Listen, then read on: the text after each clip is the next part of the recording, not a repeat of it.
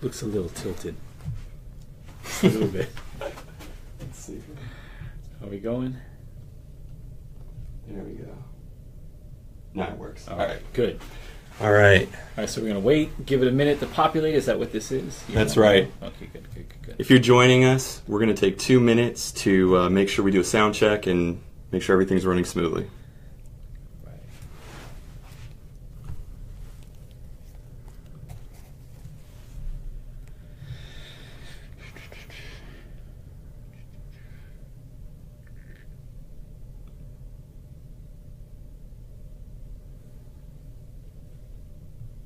Volume's good.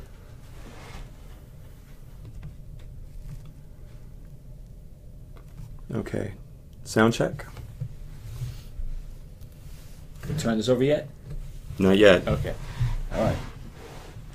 All right, everyone. Give us 1 more minute, and we will start.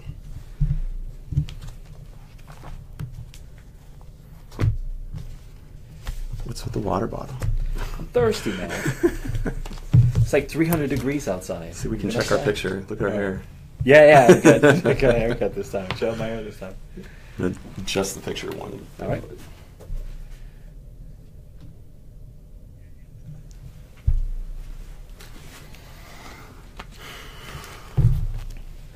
Okay. We're ready? I think we're all set. I'm going to flip this over because we got to keep ourselves to 30 minutes. No more. If we shorten, we're short, but 30 minutes. All right.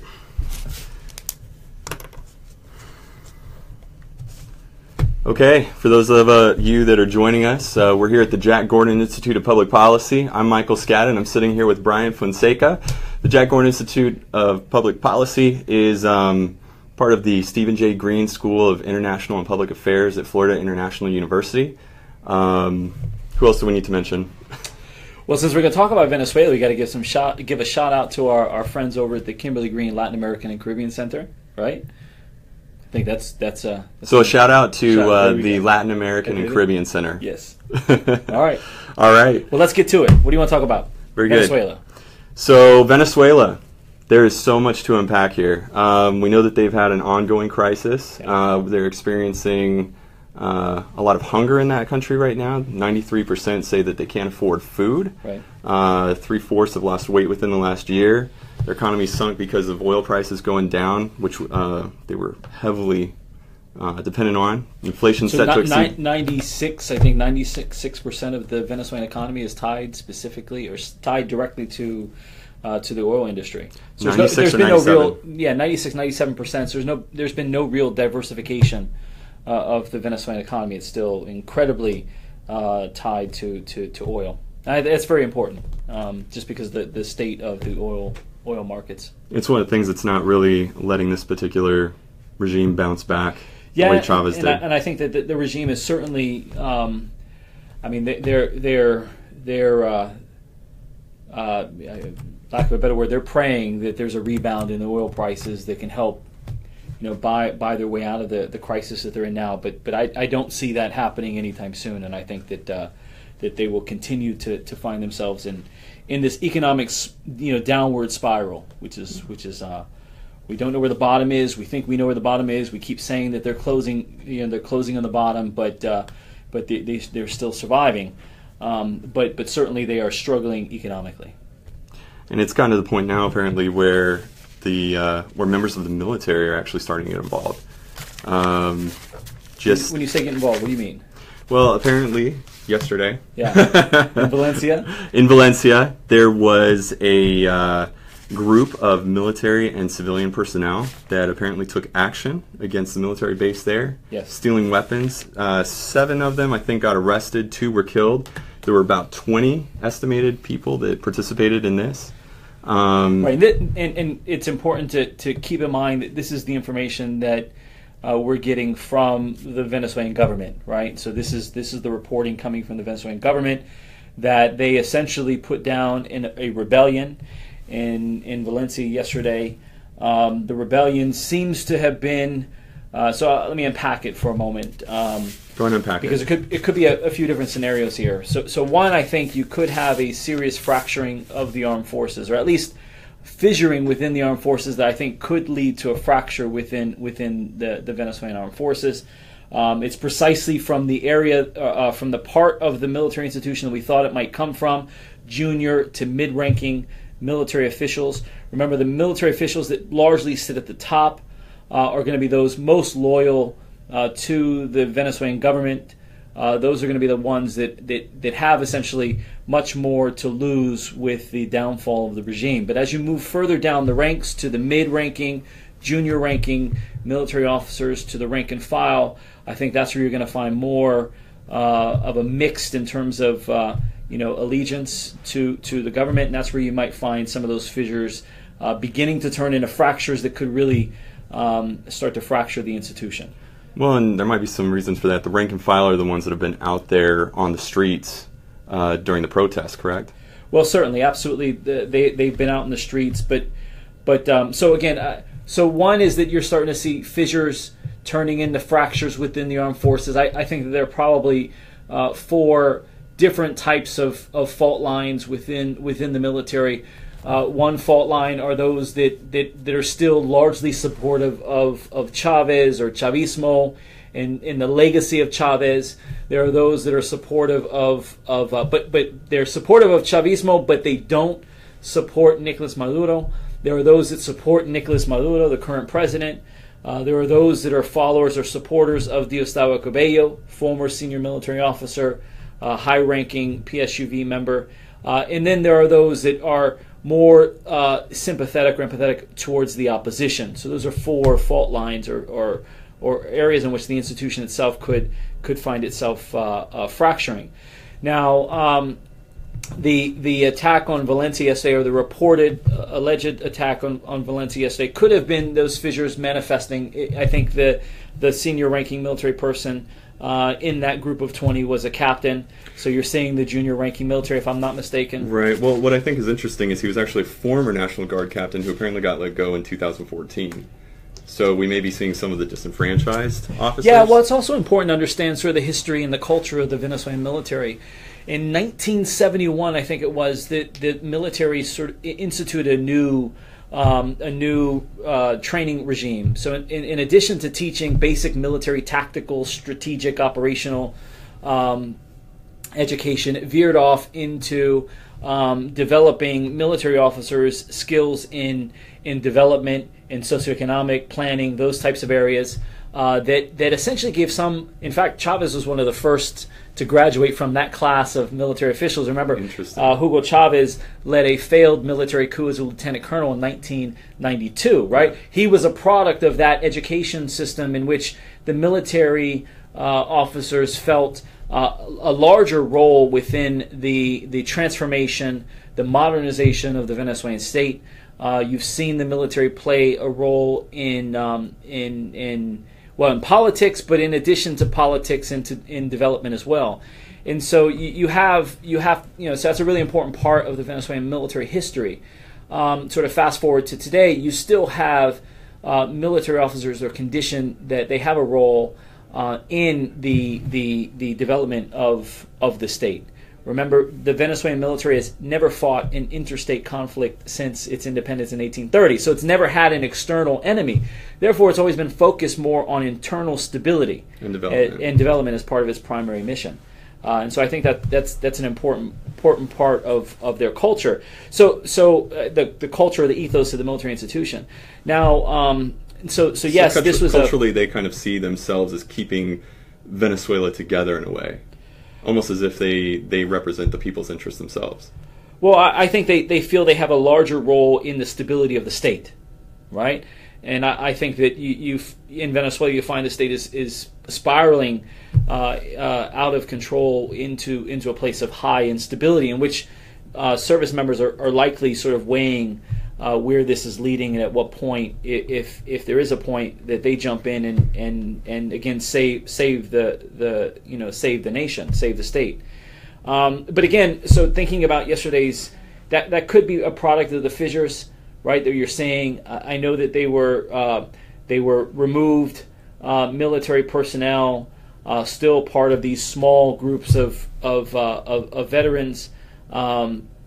but certainly mid-ranking, not senior ranking, right, origins, and that's important. The other thing that I think is important to note is that so it could be that, or it could be an attempt by the Maduro government to essentially out any potential conspirators, or certainly try to discourage any potential rebellions, right? Right. The military institution does have the control over the monopoly on the use of force within the state, so it's very important for the survival of the current regime to maintain control over the institution.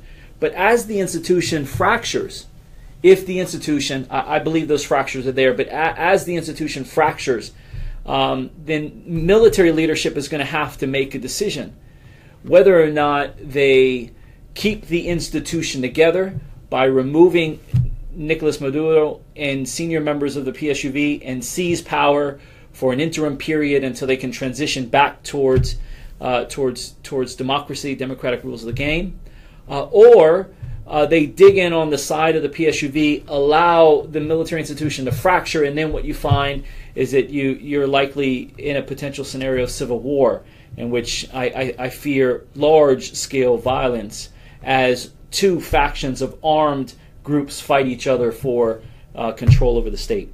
Because right now we would see that where those fractures are, it would almost be equally divided in the armed forces. I mean, it could be equally divided. I mean, it's never equally divided, but either way, all you need is a small group of serious armed, former military personnel to cause enough concern, and again, that could also lead to large-scale collective action. That's the other thing you're not seeing in Venezuela right now. You're seeing sustained protests, but those protests haven't become widespread enough that you have all members of society in the streets usurping the state's ability to rebel or to keep control in Venezuela. And that's where that may be going, by the way. What's interesting about this particular raid, though, and given that, okay, it could have been staged by the regime, but in this particular case, it was reported that hundreds in Valencia, hundreds of average citizens went out into the streets to protest and show support for this raid. Apparently they were repelled with riot police or gear. But, what does that say about that? Like, could that foment more rebellion? Well, or it could discourage rebellion. Again, I think part of the concern was, to your point, it could inspire more. But the intent behind the government and whether or not this was staged or not, again, we don't know. But it could have been staged in order to try to out or discourage future rebellion, to out potential conspirators. There was arrests made, at least the government reported arrests made. So not 100% sure what happened, right? Whether or not it was a true organic rebellion that was sort of manifesting among veterans and military, or it was the state sort of trying to discourage. But either way, we know that what this means is that there is concern in Venezuela about a fracturing military institution, and that probably poses the biggest threat to the survival of the regime right now. And you hear protesters, by the way, in opposition calling for the military to get involved, right? Right. And to join the side of the opposition. You see that repeatedly, and again, that's because I think that the military does have, it certainly has the material resources to control the use of force, and they have the capacity to seize power if they saw it right within their mission. Okay. Now, this was all in response to, according to a social media video that was circulated by this group, it was in response to the new Constituent Assembly. Right, the Constituent Assembly, correct. And some of the actions that they took when they came into being on Saturday. So right away they approved with the election of Delcy Rodriguez, right? Yes. Yeah, she's been very outspoken and very loyal to the PSUV leadership and the president. Yeah. Apparently she's one that has taken a lot of issue with the OAS and yes. a couple of other groups. Yes. So Saturday, I guess the Constituent Assembly approved an extension of its own duration as an entity and its ability to make changes to other institutions in the country from 6 months to 2 years on Saturday right away, as well as they moved to remove the chief prosecutor, who is a Chavista, but apparently very much against the Maduro government at this point. Right. Outspoken critic, and they ordered her to stand trial. Yeah, that's the other potential scenario. So military intervening and removing Maduro and Diosdado Cabello and that sort of kleptocracy from power is one scenario. The other scenario is a fracturing within the elite, right? We call it elite fracture. And Luis Ortega sort of is at least somewhat signifies or illustrates the potential that PSUV members could break. Those that supported Chavez but don't support Nicolas Maduro or Diosdado Cabello breaking. And that, she was outspoken months ago and nothing happened, and so we weren't sure what that meant. But more recently, the Nicolas Maduro and the PSUV have come down really hard on her. But yeah, I mean that's part of the concern over elite fracturing as another potential scenario. So, and how much of this elite fracture might also be tied to military fractures? I mean, it could. It could be certainly a scenario in which factions of the elite join forces with factions of the military if there was some maneuvering going on behind the scenes and discreet enough that they can begin some organizational planning, and they can get support behind them and so forth. But again, none of it's known. It's all speculation at this point. We know that the country is spiraling out of control. And I mean, here's the bottom line challenge, and we can talk about U.S. policy a little bit too. I think that's a really important part, at least from our equities as the Institute of Public Policy, looking at U.S. policy. But at the end of the day, there's two things that are really, really needed. One is an exit ramp for the current administration, and two is an entrance ramp for whoever is going to be that transitional government, right? And the opposition themselves is fractured, correct? Like they aren't. Well, the opposition is absolutely. The opposition is fractured. They've always been fractured. They haven't really come clear. And historically, we've never seen a lot of success with sort of radical oppositions, rising to power. It's usually when those radical oppositions move more towards the moderate center that they're able to gain enough support on both sides of the aisle to actually see a transition. And we're not seeing that from an opposition that seems to be more radical in Venezuela, and again, not well organized. But again, going back to that point, you need an exit ramp for the current administration, right? And that in and of itself seems to be a mountain too high, because the current administration is not just going to simply leave power and walk back into society without some guarantees that it's not going to go to jail, that they're not going to end up in the ground, right, or that they're not going to be exiled, right? Or they take exile as their exit and they go off to Cuba or somewhere else. This is a fear for the higher-ranking military members as well. It's absolutely, because remember, they now have patronage. I mean, so they're now corrupt, illicit traffickers in some cases, right? So they have a lot of dirt on their hands and blood on their hands now, and so and the opposition, by the way, is not appeared to be willing to give any amnesty to the current leadership in Venezuela, which means that there's no incentives for the current leadership to simply transition out. And so one is you need an exit ramp. You need some way for the current government to exit and move out of power. The next is to transition to what? Part of the apprehension of the military could in fact be that there's no clear indication of what that transition is. Who assumes power? Right. Right? The military institution, based on our academic research here, reports that I did with wonderful colleagues, Harold Trinkunis and John Polga Hisamich, we had a study, and we didn't think it was in the military's ethos, cultural ethos, to want to seize power for any long period of time like the military did throughout much of the 19th and beginning of the 20th century. They very much believe in the democratic rules of the game as an institution in terms of institutional ethos. So if they did seize power, it might be for an interim period while they transition. But seizing power is predicated maybe on the understanding that there is a transition plan. And I'm not sure there is a transition plan right now. I think that there are individuals that have been lobbying for key positions on a potential rise of an opposition.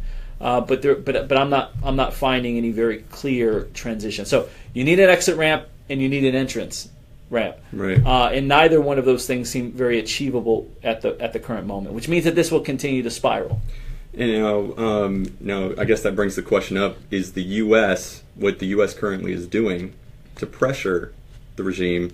Is it going to cause the regime to spiral more, and Venezuela to spiral more, or is it going to kind of promote some of that fracturing and the transition? Yeah, I mean, I think that the sanctions are a good thing, and recently the Trump administration labeled... Well, before you, the sanctions that they've done so far are only against individuals so far, correct? Right, that's correct. But it was very, very symbolic to name to place sanctions on President Nicolas Maduro. I think that was a big deal.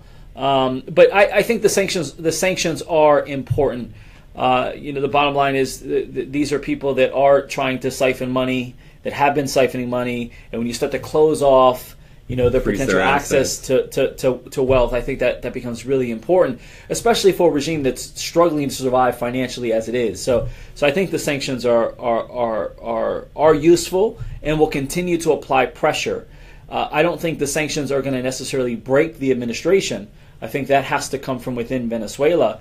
But that's going to be sort of the confluence of a deteriorating economy, lack of the personal capacity to generate wealth, and I think the applied pressure from the international community, I think, will all sort of come together and continue to see at some point an interruption of power and some change in the future. Right.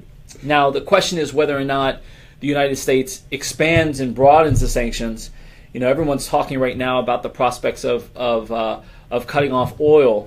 So about 8% of U.S. oil comes from Venezuela, if I'm correct. Right.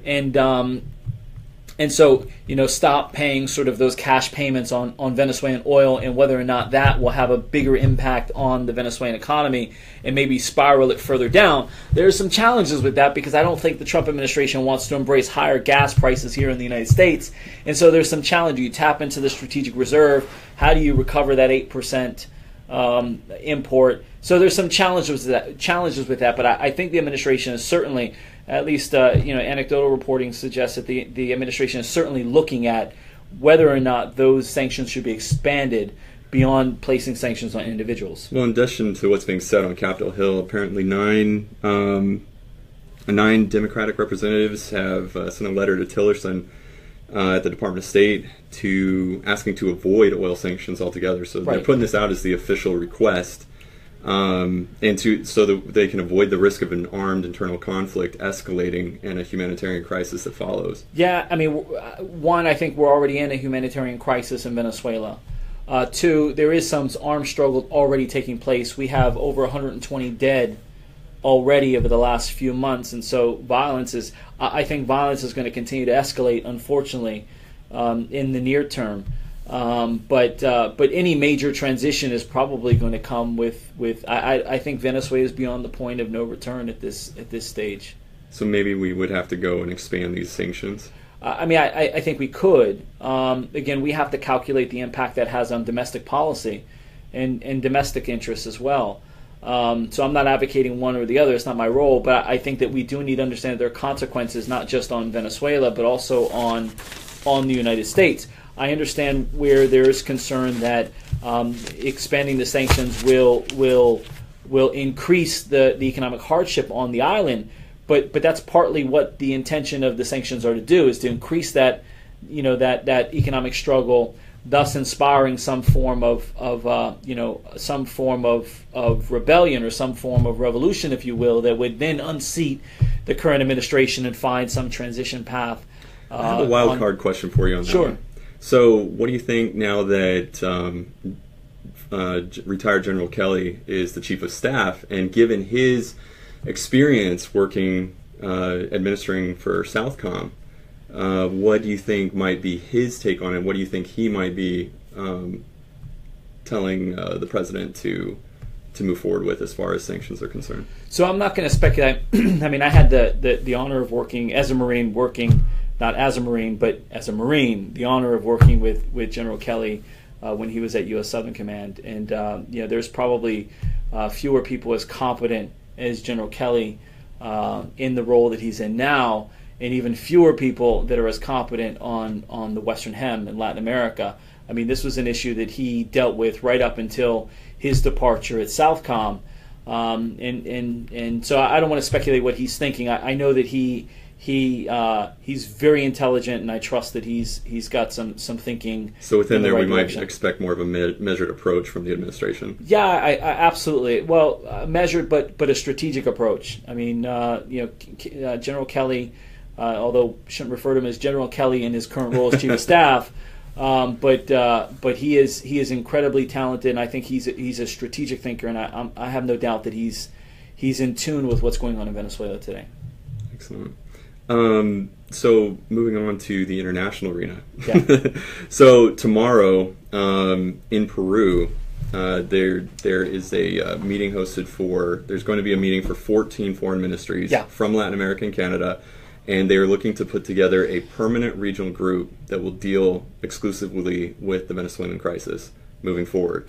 They're saying that they may deliberate the legitimacy of the Constituent Assembly, right, and make recommendations as far as promoting the elections. You know, what's your take on that? No, listen. I think this is the first time in a long time. Well, actually, the first time that we've seen this kind of collective international community condemnation of the Venezuelan regime and what's been going on. This is not, by the way, what's going on in Venezuela today is not the product of what happened yesterday. This is the product of years of economic decline and degradation and just failed policy.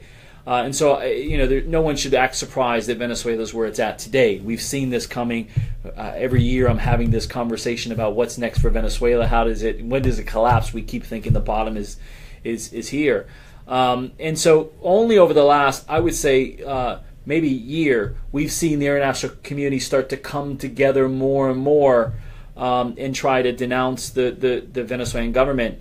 And now it wants to put together. But I think these are all good moves to continue to unify against a regime that is certainly a kleptocracy, an authoritarian regime. And I think that bodes well for the values of those countries, by the way. I think that's important, right? That we stand for democratic rules of the game in this hemisphere. And it's good to see. How much pressure that will put on the Venezuelan leadership, I'm not sure. I'm not sure it's going to be very effective, and here's why.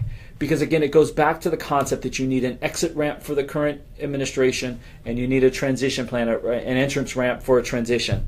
And unless a country is willing to say, I'm going to open my doors to one or more that want to make this their home and go into exile, that's probably the only thing that the international community might be able to do is serve as a safe haven or an exile community. I'm sorry, an exile refuge for leaders that want to leave. I don't think you're going to have the international community have a lot of success in brokering some deal between the PSUV and the opposition. Santos has been talking about, so you have some trying to broker a deal, but again, unless that deal includes amnesty for the PSUV, what incentives do they have to leave? None.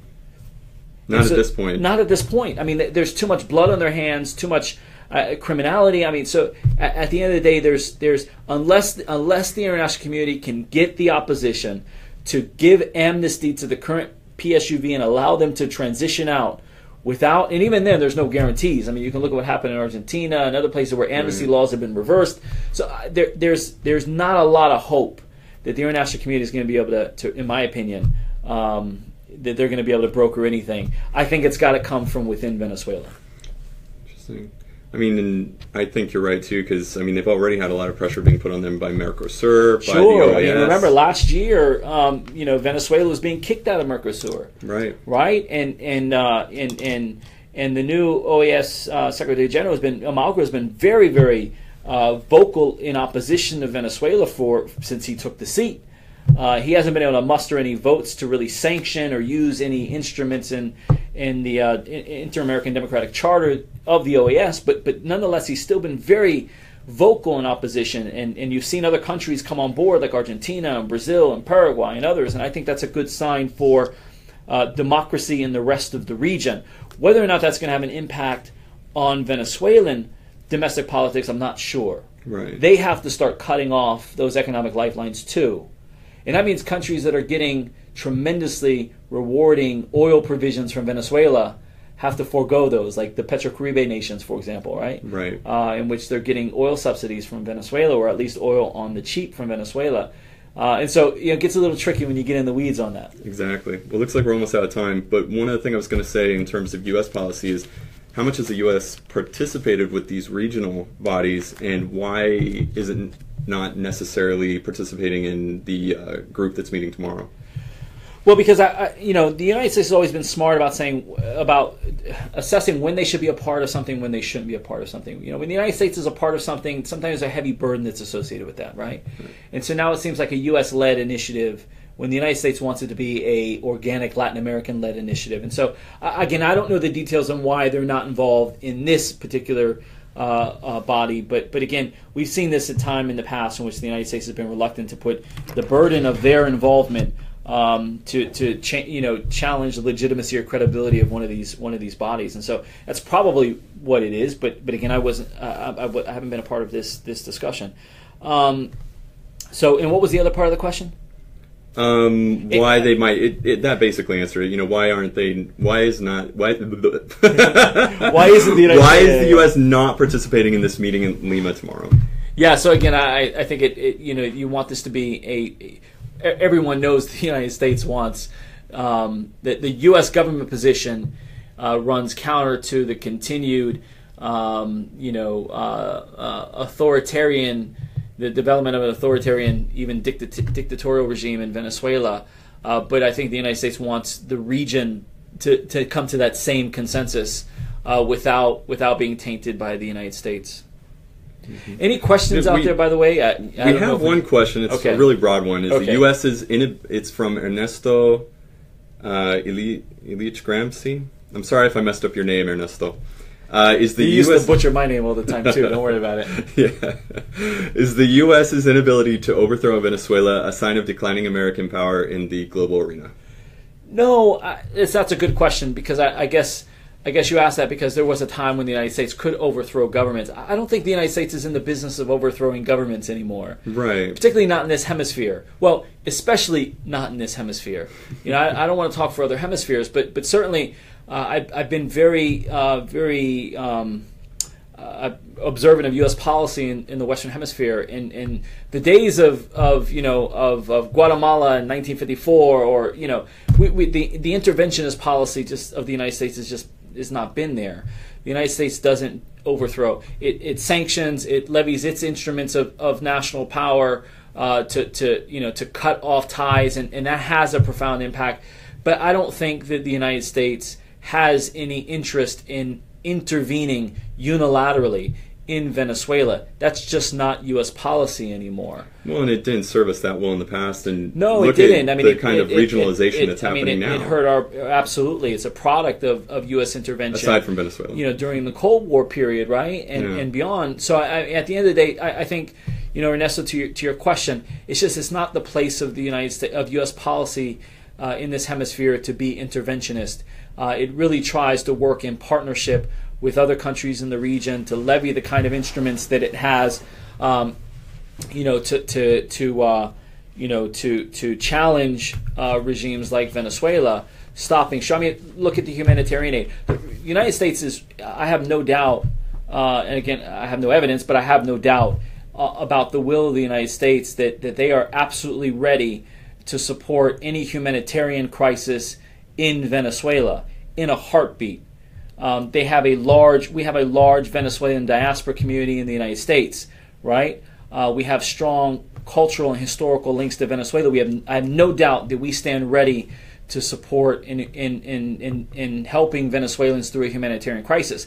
But we can't do that unless the Venezuelan government allows us. Right. And so far, the Venezuelan government has said absolutely not.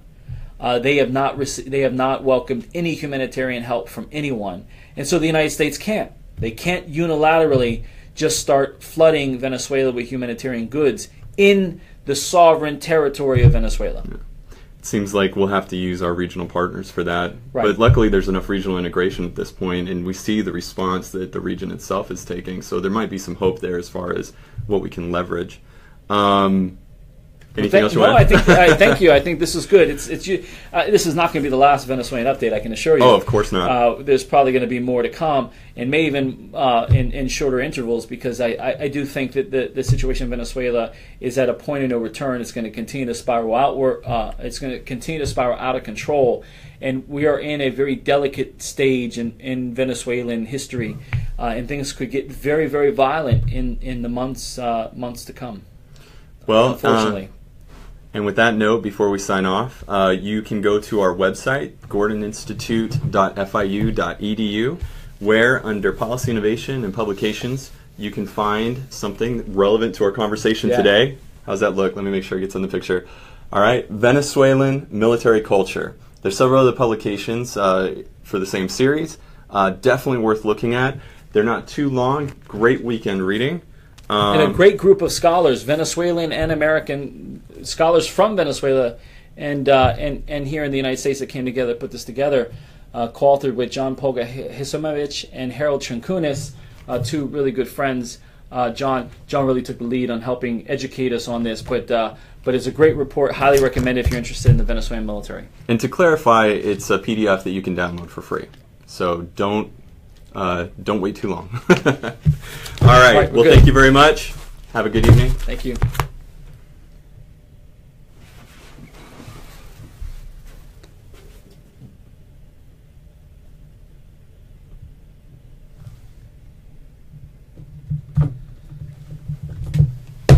How was that? Good?